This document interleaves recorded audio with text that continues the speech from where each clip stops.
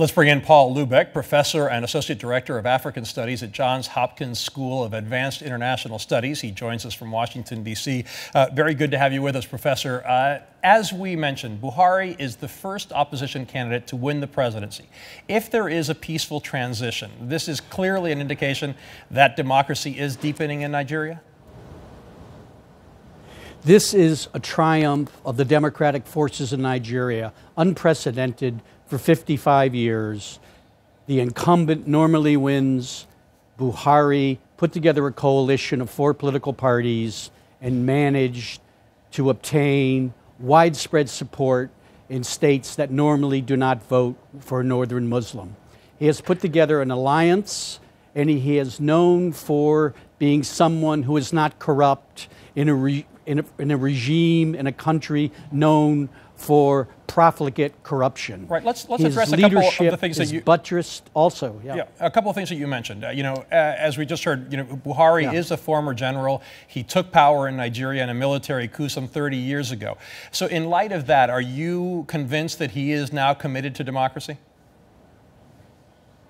Yes, I'm convinced he's committed to democracy, but the institutional framework of democracy has changed. It is now a bicameral legislature. He's in an alliance with a technocratic group of allies in the Southwest. He's a very different situation than 30 years ago. And we all learn after 30 years.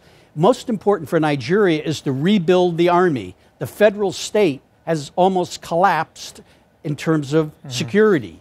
There's widespread kidnapping, insecurity in the countryside, and Boko Haram. Right, and lots of references to the fact that the Buhari army offers the possibility of rebuilding that. Right, that the army is actually less well equipped than Boko Haram is. I want to address Boko Haram in a minute, but you brought up the divisions within Nigeria. Buhari, as you said, is a Muslim from the north. The man he beat, Goodluck Jonathan, is a Christian from Nigeria's south. Is there danger that the divisions within Nigeria won't be reconciled and could be exacerbated? The divisions, this election shows that it's possible for Buhari to carry states that are non-Muslim, Benue State, other states, and to carry large proportion of populations in the Middle Belt. That's a change from the election of 2011. That shows it's possible for Nigerians to be aware of their need for security and the need to rebuild the nation. These cleavages are there.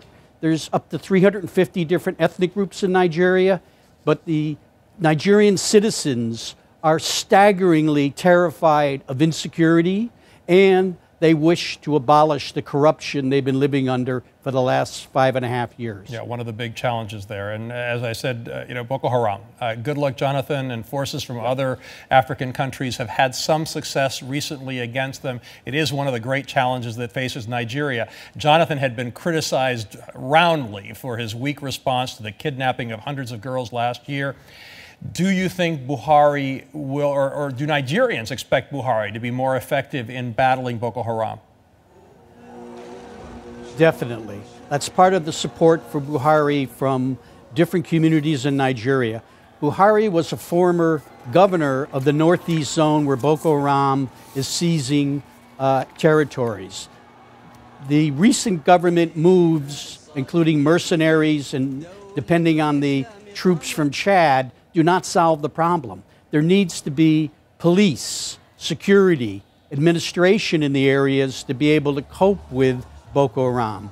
Buhari has the capacity and the discipline to inspire people to return to those areas. He also has the potential to negotiate and hive off people who would be supporting Boko Haram because of his experience and credibility.